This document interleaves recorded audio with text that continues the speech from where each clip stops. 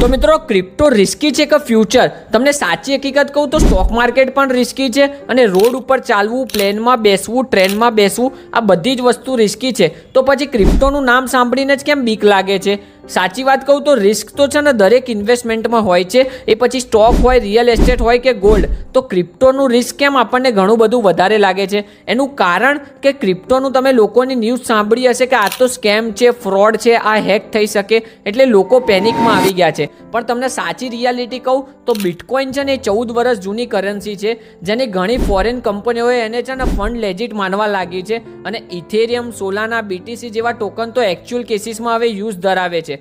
Problem મિત્રો crypto નથી, problem એ છે કે લોકો શીખ્યા વગર કરે છે. બાકી જો તમે આને શીખીને સમજીને કરો તો તમે રિસ્કને બી રિવોર્ડમાં બદલી શકો છો. તો જો હવે તમે પણ ક્રિપ્ટો ટ્રેડિંગના બેઝિકથી એડવાન્સ શીખવા માટે તૈયાર થઈ ગયા હોય તો અમારા પેજ ક્રિપ્ટો વિથ મેહુલને ફોલો કરી દો. જો અહીંયા તમને બધી જ વસ્તુ ઇન ડેપ્થ શીખવા મળી જશે.